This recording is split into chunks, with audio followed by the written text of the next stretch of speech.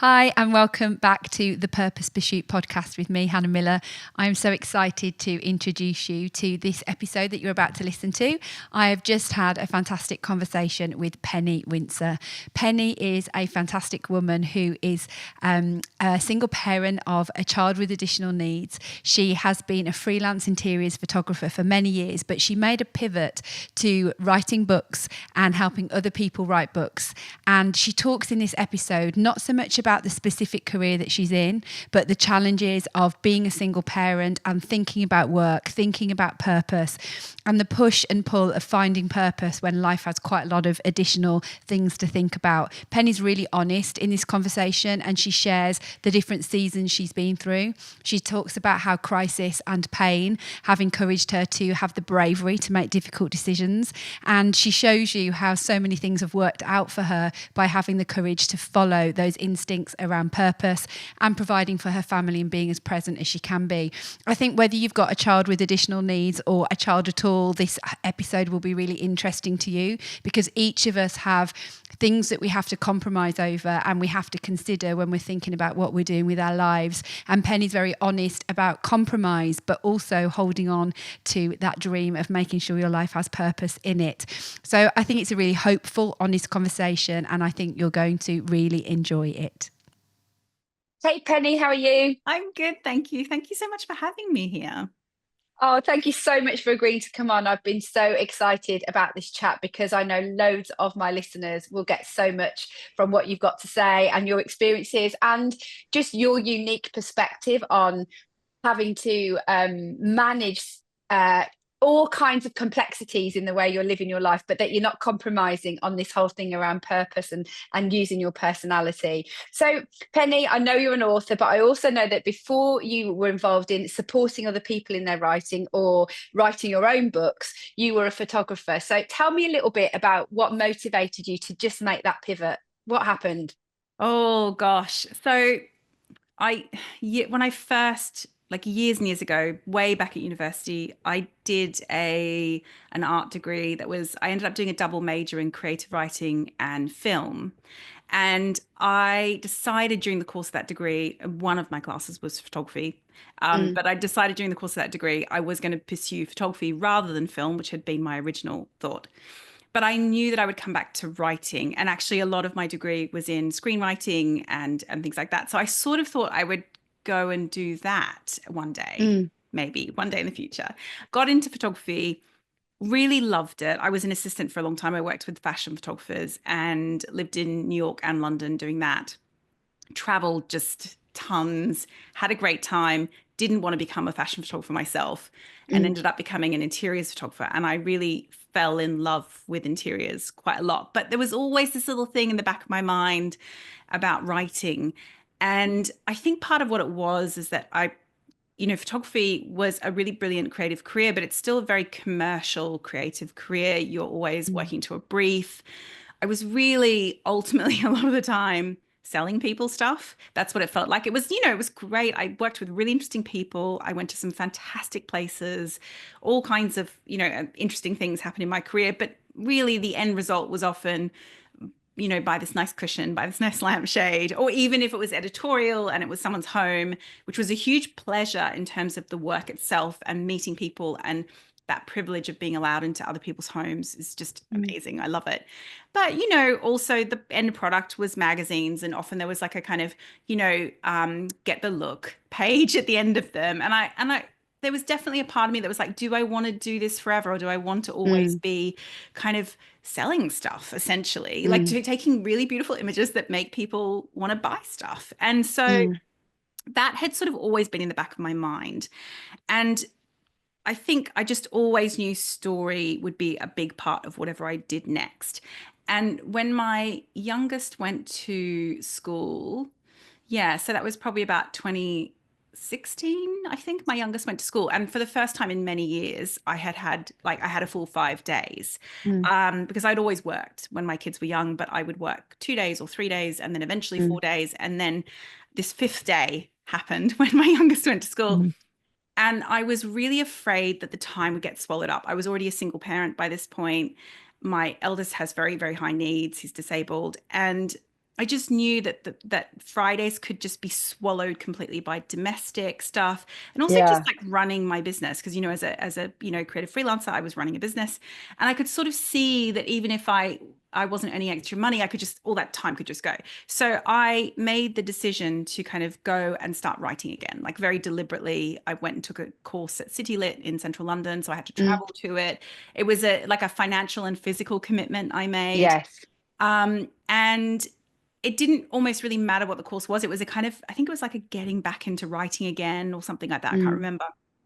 And I hadn't written really since I'd had children. And so I did that. And I don't know why, but out of that, I started life writing. And I had Mm. never done anything like that before.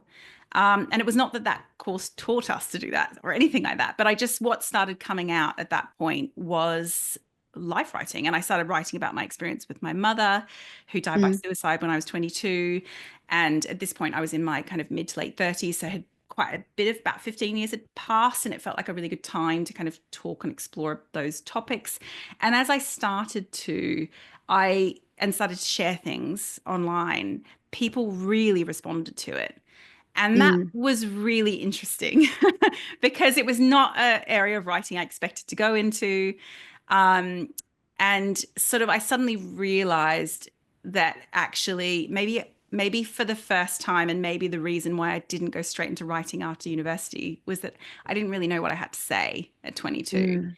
And that I needed to wait until I was older to kind of really figure out what it was that I wanted to say. And so sort of eventually what happened after sharing words in various different places online and writing some articles and a few different things, I ended up writing a book proposal for a book about unpaid care, which sort of looked at, oh, there it is, the sort of reflected on my experiences with my mother when I was a teenager and I was supporting her with a mental illness and Mm. now being the parent of a disabled child as well. Yeah. So yeah, a very long answer to your question, but that's essentially how it came about. But it sounds like there was some practical things. There was some practical things. There was also some values that you think you've sounded like you felt that they were being a bit crossed by the work that you do. You didn't feel you were living completely, is this enough? Is this enough for me that we are selling product? Does that feel good enough? And then the other kind of nugget I'm taking from that is that you just thought, right, I'm going to do something about this day, really wise, rather than just letting it take more, paid work would have been easy to take, I guess, or Yeah, just get and into the family more money would admin. have been helpful, obviously. Totally. And so I think that is always the thing, isn't it? When, I was already the only person who was paying bills in this household at that point with two children very Yeah. dependent on me.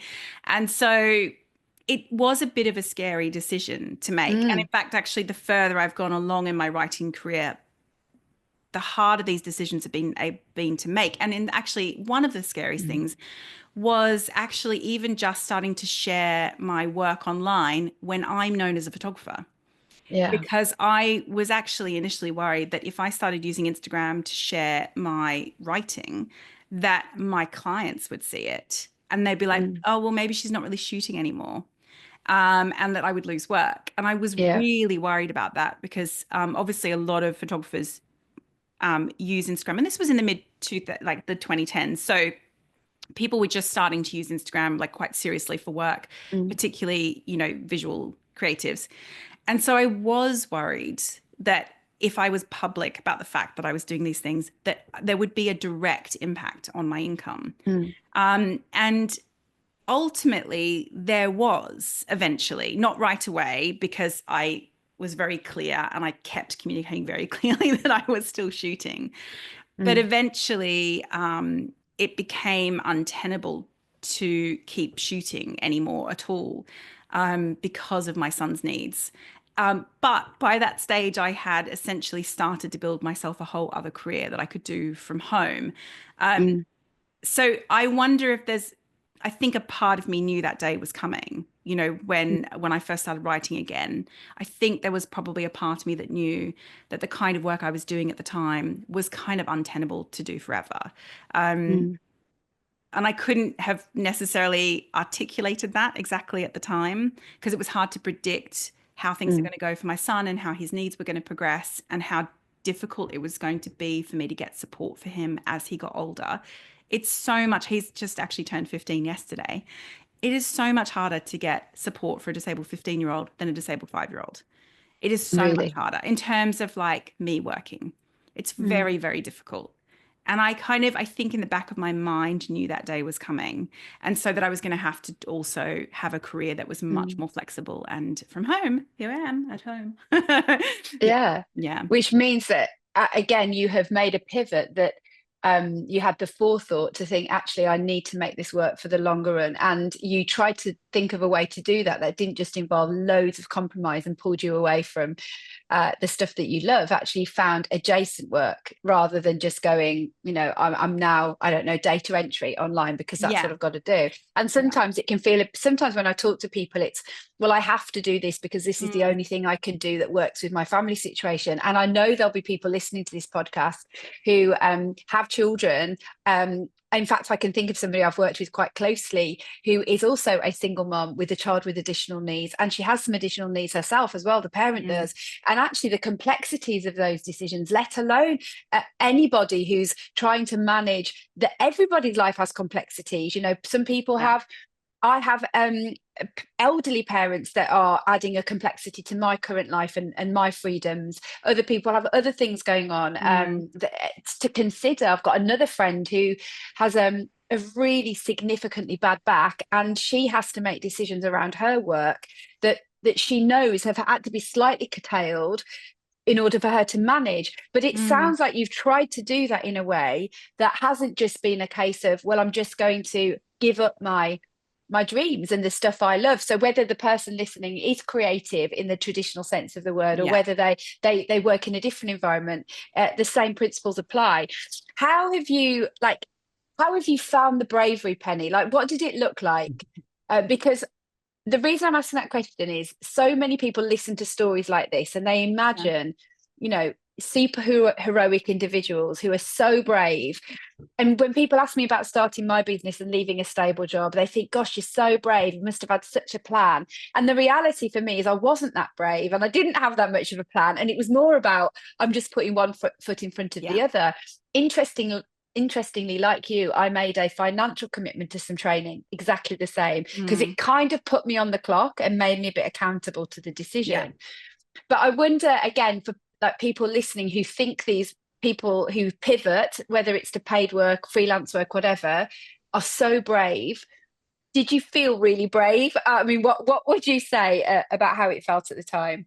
Well, I think there's a couple of things. First of all, I would say I had a couple of big advantages, which I think are really important to point out. One is that I grew up in a household where my dad, the sole earner, was a creative freelancer.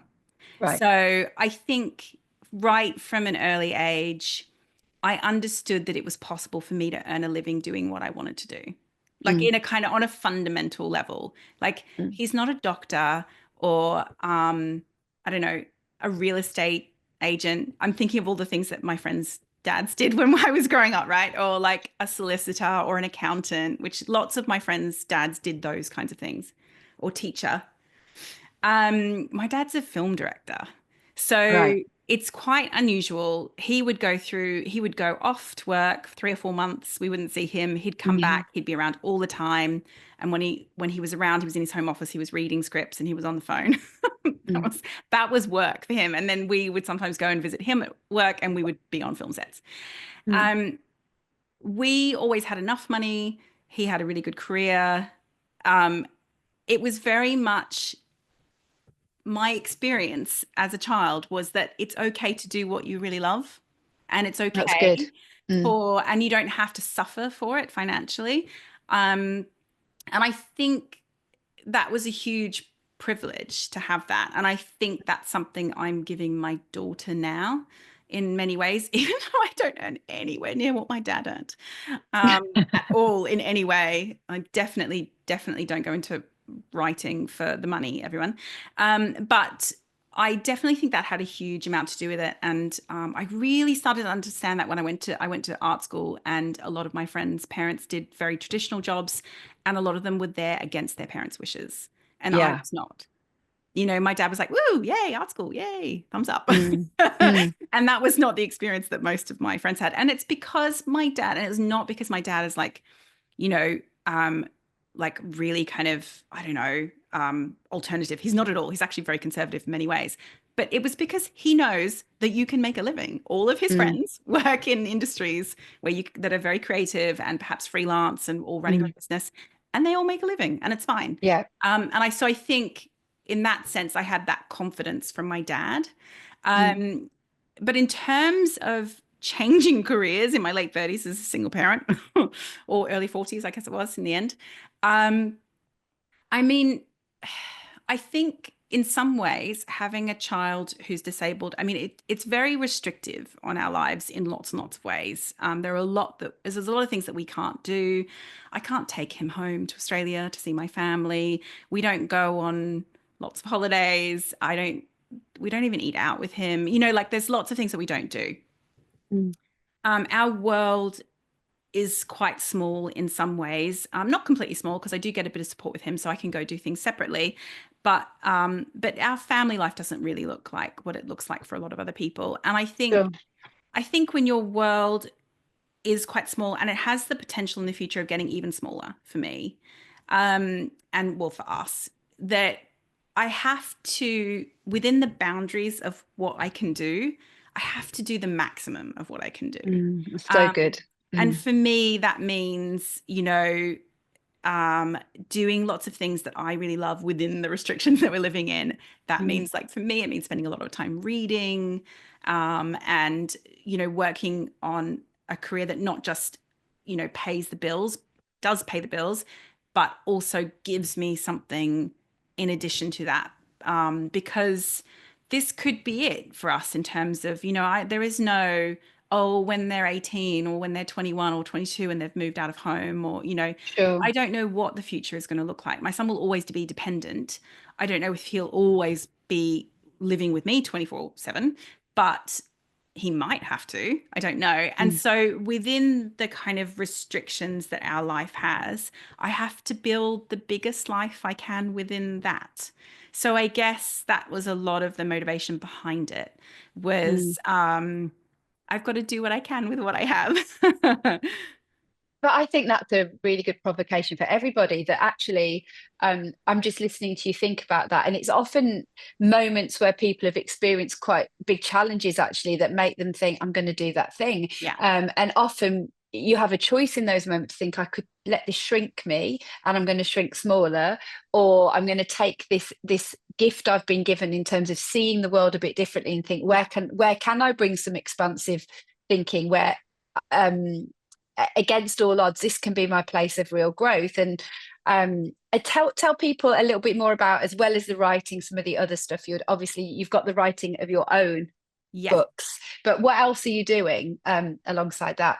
Well, so after I wrote my first book, I really loved that process so much. I loved all the interviews that I did. That was a really, really interesting process. As someone, I'm not a trained journalist, and so it was a really exciting and interesting process to kind of talk to other people and help other people put their stories down on paper as well. And Mm. actually, because I had sent everybody their sections to read back, because there are lots of different people I interview in the book, and Mm. I wanted to make sure the language felt right and what they disclosed they still felt comfortable with once they saw it on a page. So I had everybody check everything over, and a number of the people I spoke to, when they got back to me and said, "Oh yeah, could you change that word? Actually, we describe my disability slightly differently," or whatever it was. Mm. Um, a lot of them said, I've never seen my story put into a narrative like that before. And it was like Right. incredibly powerful to read back my experience put into narrative form. And it was such a really beautiful process. And I really, really loved it so much. And I knew that I wanted to, it became very clear, because this came out in 2020 during the pandemic, that things were Mm. not going to go back for us in terms of the kind of services we had before and our day that we had before and all sorts of things. And I was going to have less support for my son from then on, which made it very difficult for me to shoot because shoot days are quite long. And can be anywhere. So I really, that at the end of 2020, it became very clear that I was not going back to that life. And so I was thinking about, okay, well, as well as writing, writing doesn't pay enough to pay all the bills. So what else can I do? And actually, I just loved working with other people on their stories so much. And then a company that I'd gotten some little tiny bit of, like, you know, some lead magnets that were super helpful on proposal writing, announced that they had some book coaches. That's where the information came from, but they were now training other book coaches. And so I decided to go back to them and do the training to become a book coach myself. So now I support other nonfiction writers writing book proposals, which I love. I love it so much. It's so much fun. It's like, it's so amazing to work with a writer at this very kind of early kind of idea stage and really help them build out that idea and take all of their knowledge and all of the things that are in their head and help them kind of shape it and form it into like a real kind of book shape. And it's a really fun and exciting process. So now that's what I do alongside my own writing. I run that as a business, and I write. Yeah. And it must be so lovely for you when you hear stories of those stories coming into the real world, you know, when you've coached someone and you've supported them, as well as your own writing, to then hear that story of, oh, now this book is out there in the world and it's being published. How lovely for you to have those opportunities to see that growth in others, and you get to do that from your home, around your family, all those things as well. And I think, again, you know, a couple of things to pull out from what you've said there. You've worked within the parameters of where you've got constrained, but you've also thought, actually, these are some things that I can do and add to my toolkit, which are kind of tangential to the stuff I already do. And another tip, I guess I'm pulling that out for people listening. There may be people listening, you think, well, this is what I do. How can they be adding strings to their bow? And this is a string that you added to your bow, which works alongside the other things that you do, which is just working brilliantly and giving you a huge amount of purpose. Yeah, it really does. It really does pay the bills, first of all. And it does so in a way that feels really good and really in line with my values. It just sort of, and that's what I love about it. At times it can be a bit intense. I'm actually, today, everyone in my last program, their proposals are due. So the next sort of 10 days or so, I'm going to be intensely in a whole lot of other books at the same time, which probably means I won't be writing on my own stuff. And so sometimes I can get quite full of other people's books, but it is really exciting to be a part of someone else's book journey. Like, it is a really beautiful, it's a really beautiful thing to be part of. I think as well, another advantage that I have had, having to pivot my career, and I really mean, there was one day when I realized it was going to have to happen. My first book had already come out in lockdown, it was in June 2020, when everything was still closed, and it went really well, all things considered. But then in the autumn, when, you know, everything was supposedly back to kind of getting a little bit back, not back to normal at all, but, you know, a little bit more freedoms. I had a call one day from my son goes to a specialist school, and he has transport to and from school. And I had a call one day from the local council who do his transport that said to me, we are just never taking him again to school, because he was not coping on being on a bus after having not been on it for 6 months. So long. He couldn't cope with being on a bus with, I think there are about 18 or 20 kids on the bus with one carer. And this is going to a school which has some of the highest need kids in the borough. And I always had a problem with it. We always had a few issues with it, but the pandemic and that big break from it, when he went back on it, he just was not coping with the environment. They just could not support him properly at all. And that, it was literally 9:30 one morning, and they were like, we're not even going to bring him home today. And so he used to get picked up at 8 a.m. or 10 to 8 even, maybe. And I could get him on the bus, whiz my daughter around to her breakfast club, and be off on my way to a shoot at around 8 a.m., 10 past 8. And so I could get a lot of places by 9 a.m. in London. Not everywhere, but I could get quite a lot of places. But when my son's transport was switched to, first of all, we went through this kind of hellish process of, you have to fail on this one before we give you something. Anyway, my son was given eventually, after much rigmarole, eventually given a new transport, a specialist transport, with a specialist carer who is brilliant and who's still with him today. But the times changed. It was 10 to 8 initially, and it was 20 to 9 then. And then he wasn't home at 4:15, I think what it was originally. He was home at 3:15 or something like that. I lost, in like one day, I lost about an hour and a half a day, and that was it. I knew from that one phone call that Everything was had to it. change. I was never going to be able to shoot again from that one phone call. Because it is so difficult to find wraparound. Like, there is no wraparound care for disabled children. There is none. It doesn't exist.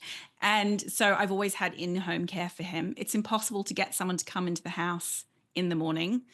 People just won't do it. And so I was managing by getting him off to school early enough and then having an after-school carer here waiting for him when he got home. Once the morning was gone, that was it. I couldn't shoot anymore. It was just completely impossible. So from that one phone call and that one service change, which was mostly the result of the pandemic, that was it. That career was over completely. And so at that point, I was already writing and I loved it. And it was really interesting, actually, because I wrote the book in 2019 in about sort of 3 or 4 months towards the end of 2019. And I remember at the time thinking, oh my God, this is it. This is how my life has to go. I couldn't believe how much less stressed I was working from home.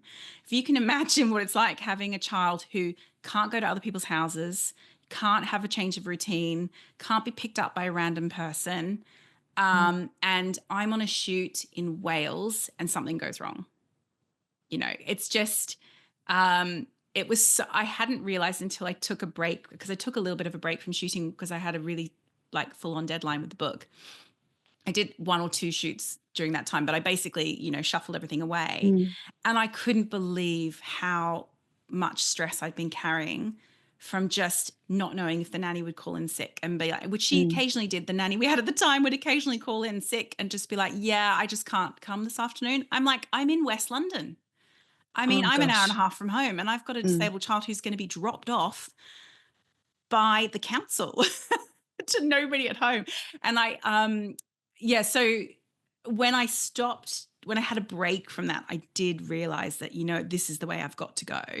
But then the following year, it was all taken away kind of very suddenly. And I think about that time sometimes and I can't quite believe it. Like, I look back and I think, God, I had literally my career taken away overnight. And yeah, it still makes me quite upset thinking about it, because it shouldn't have to be this way. Like, it shouldn't be this impossible for a mother of a disabled child to work. And I have had to fight so hard to keep working. So, that happened and I immediately retrained. And then the next year I also went and got a master's degree. That's a whole nother story. Well done. And I kind of pivoted, but I have to say a lot of the pivot was panic. It was, I had to be able to keep paying the bills. And I had been a photographer for 15 years and I could no longer do it anymore. And I was the only one paying the bills. But actually, I think what you've just said about some of the pivot coming from panic is also really helpful for people to hear, that there is a reality that mine and yours and everyone else's situations are different. But in the pandemic, I had previously, so I'd got a fledgling business at the time. And up until the pandemic, I was also on the road all over the place, delivering workshops. I do have a partner, I do have a husband, so there is another person, but his work often takes him. He works in the charity sector and he often works in other countries. So when he's not here, he's not here. So, and I don't have a family network that I can pull on because of their own needs and situations. So, I have also been in those thick-making situations where you're nowhere near home, and then you get a phone call. Actually, my son had a major incident at school and needed to go to hospital, and I'm hours away. My husband is completely, and you're like, I don't know. I don't even know what to do, let alone adding in the complexities of them being disabled, which I haven't got to contend with. But when we hit the pandemic, suddenly all the work I'd been doing, which was face-to-face, just dried up. And loads of it was the NHS, loads of it was with people that were just a bit busy doing other things. And I also had to pivot to creating a course that kind of came about because I couldn't do what I was doing and I had bills to pay. And so that is the honest truth, that actually I was propelled towards something that is a joy in my life, because if I didn't do it, we might have been in a bit of I needed to contribute to the family home. I needed to financially, and I took a risk, and it kind of put me on I guess what I'm trying to say here, which I think you're saying too, is some of these circumstances kind of put us on the clock in a way that we can kick the can down the road if everything's just okay. And there's something to be said about a little bit of pressure or a point in life. And if you're listening to this and you're in a bit of a point of pain, it might be a bit of an opportunity for you to take a plunge. I think it is. I totally agree. I think it's really important to talk about, the very real pressures we're under. Businesses don't necessarily get built in perfect circumstances. We were both at the time in very imperfect circumstances. And that doesn't mean you can't build something. I mean, I am really proud of what I've built, and I've still got a lot more I want to do with it and a lot more I want to grow it. But I look back at that time and I think, God, this is what I made from that really, really, really crappy situation. And so I'm really proud of it. But I think and I think it's really good to talk about the fact that sometimes it's really crappy things happening that kind of give you the push to keep going, rather than a crappy thing happening and you have to just wait. You have to wait it out. You have to put everything off. I think sometimes those really difficult situations are the best time to take a risk in some ways.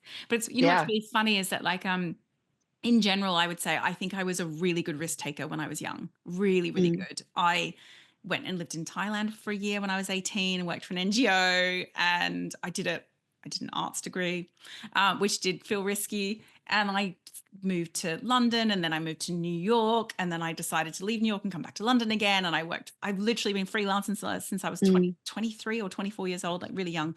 I've always been pretty good at taking risks. I find it gets harder as I get older because I have dependents. That's the main thing, because I've got children depending on me, and because my circumstances are quite restrictive. I'm less good at taking risks. And I think, in my 40s needed something like that to make me take big risks. That, I didn't need that so much. When I was 22, I was just like risks all over the place. But I think when you're older and you have a lot of responsibilities, sometimes it takes something quite big to make you take a big risk. No, that's a really, really good point. And that's again where I think sometimes it's helpful. I guess I talk to people like this a lot, that when we're thinking about taking a risk, often it's not as big a risk as we think it is, because there is always something we can go back to.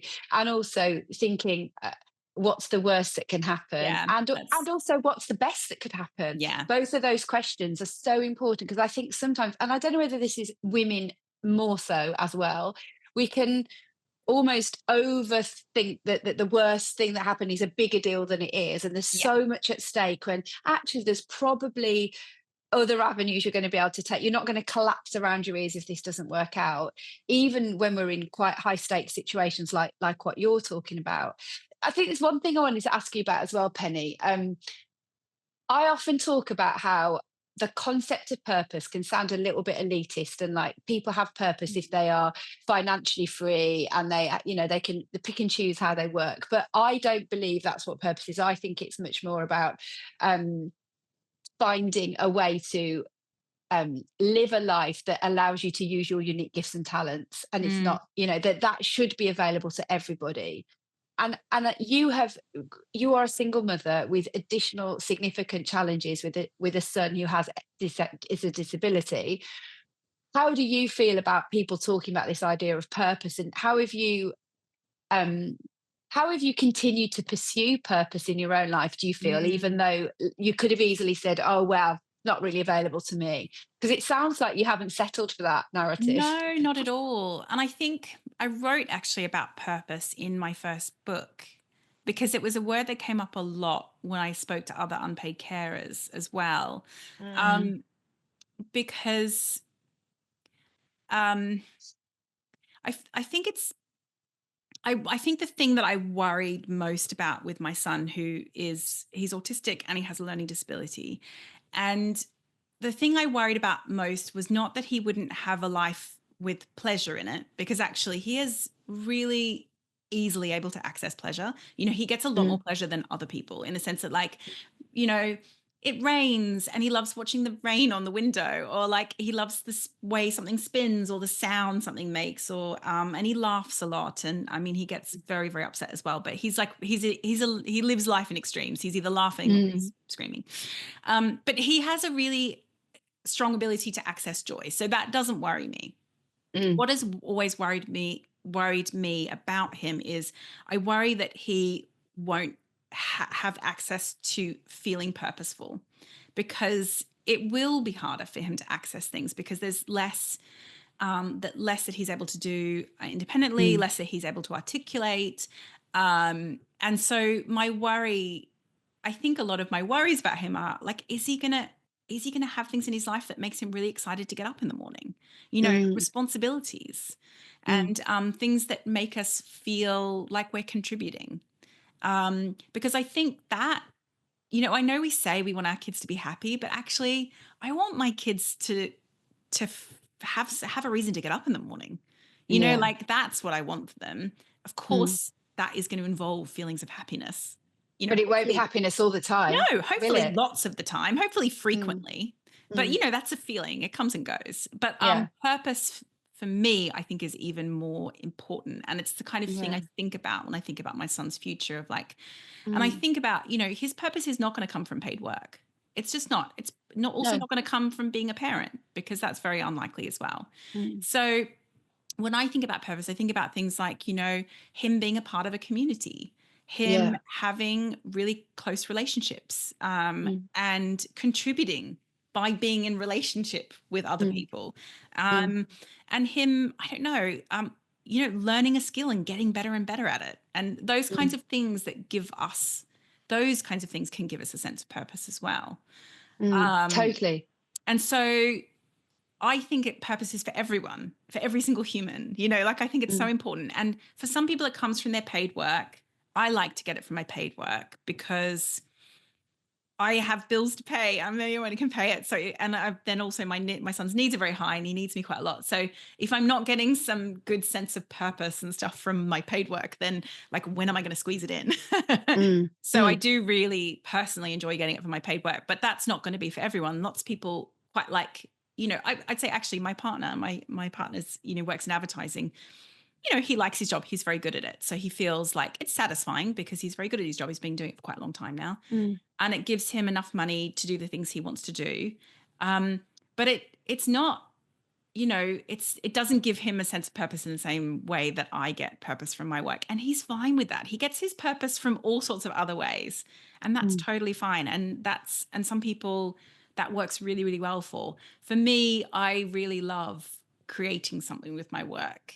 And for my work to be in line with my values, which is like what we mentioned earlier, which was something that I always felt like a slight mismatch with me as a photographer, which, you know, photography was a fantastic career in so many ways, particularly creatively and with the kind of people I worked with, and it was paid reasonably well. I mean, it was still running my own business, so it came with lots of challenges and risks and all those sorts of things, as being freelance does.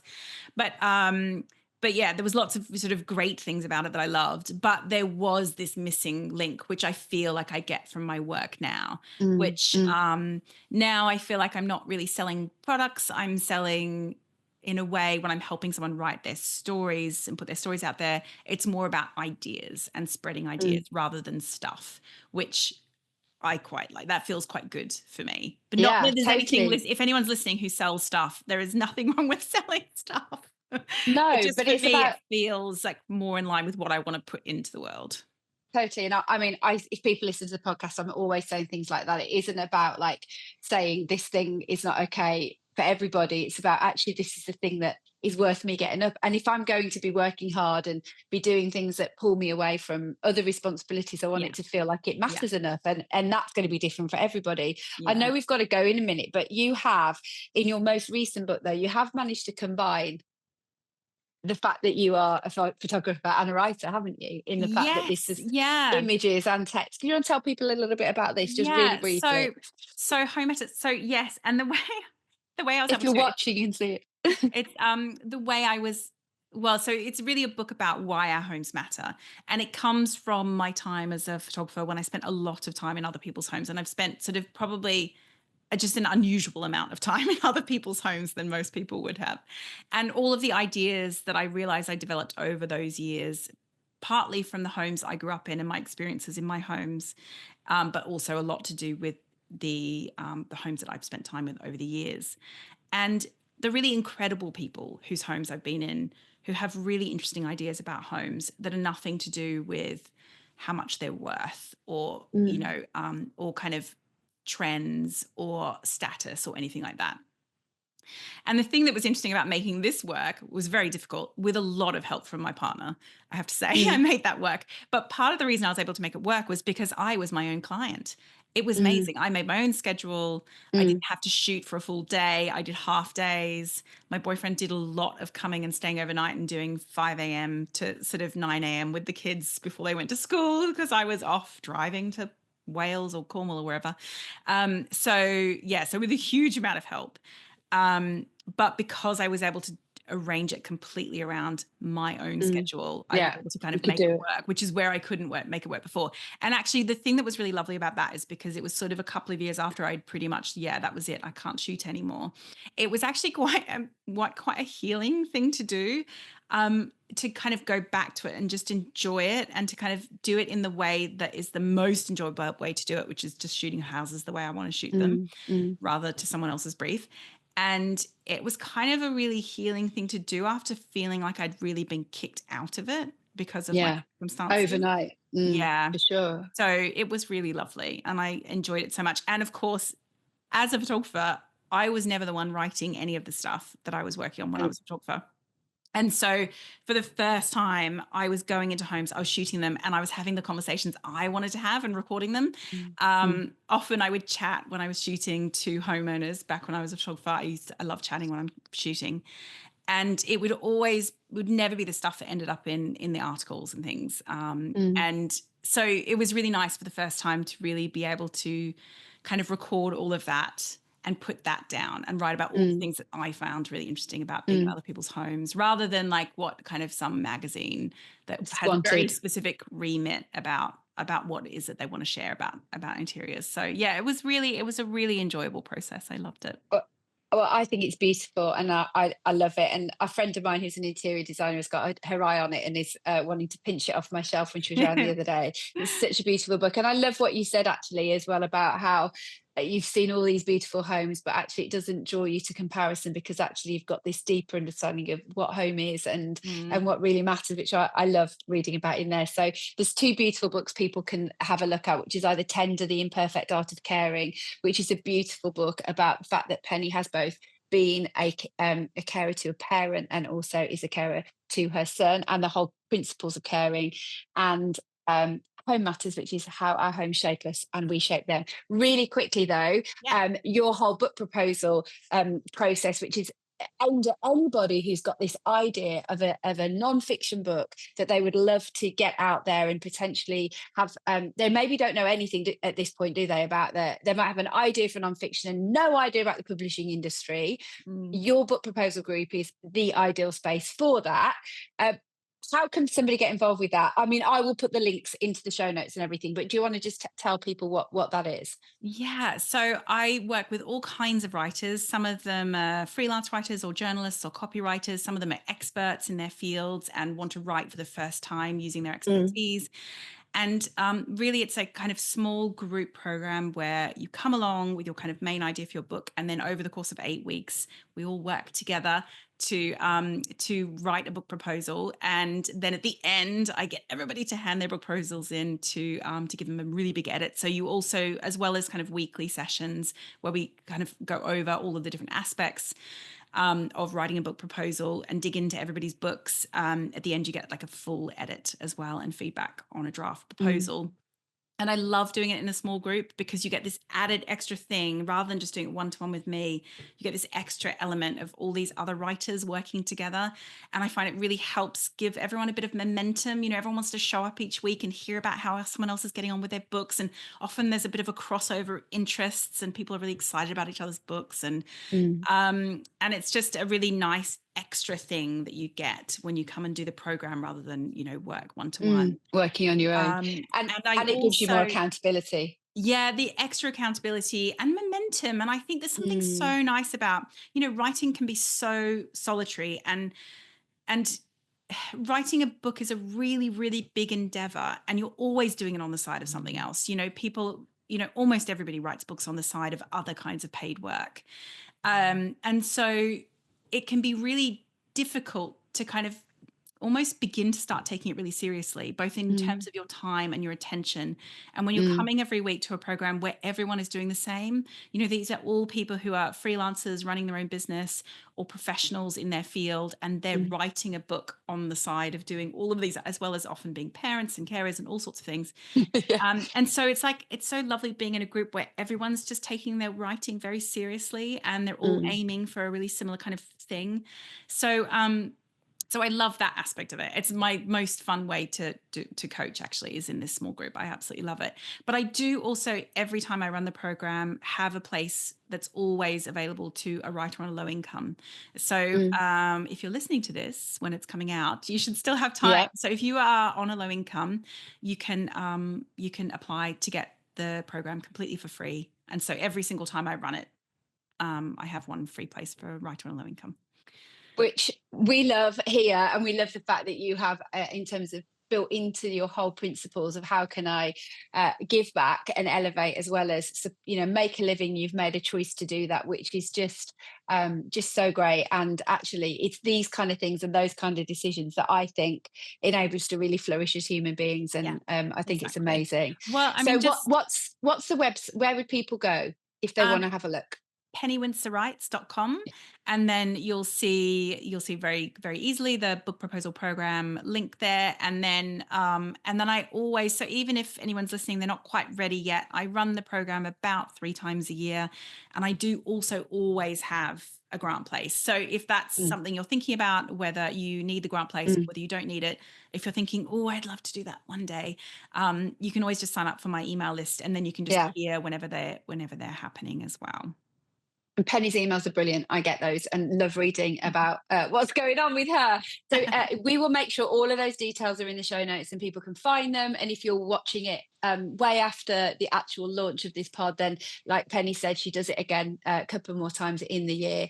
Penny, it has been so good to talk to you. And I think what I've loved about it is that somebody could be listening to this in quite a different space, but there'll be things that they've heard from your story that are such nuggets of wisdom about how you've made decisions, how you've chosen to live your life. And actually it just shows like kind of fortune favors the brave in a way. And I don't mean that in the sense that I believe in fortune, but more the fact that actually often when we're brave and courageous, when something's difficult, it really does come back. And what you're doing is just leaving a real legacy in your writing, both in your own and the stuff that you're helping to get out there. And obviously the most important legacy in bringing up your children, which is your life's work.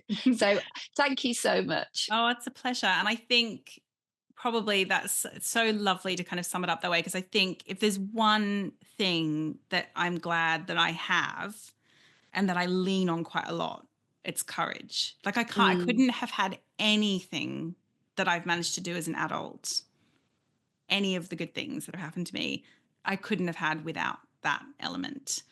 Because I think everything comes with an element of risk. Some things come with a big element of risk, and some small. But I think it's probably good for those listening to remember that it does feel very risky. These things all feel risky at the time, and that doesn't mean that that's a bad thing or a wrong decision. I think lean into the risk. Lean in. Yeah. And I think for those of us who are getting a bit older and where we've reflected, both of us today, it can get easier to get less courageous. Let's encourage ourselves. It's much scarier now. It's much scarier. Yeah. And I totally agree. There's so much more riding on it.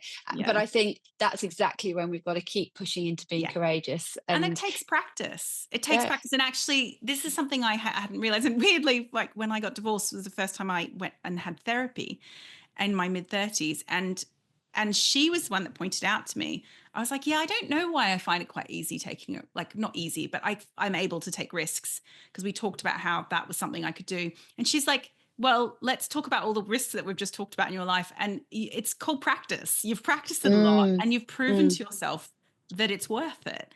And so I think sometimes it just, taking risks does take practice. And so if you can practice in small ways, that will help you make bigger ones.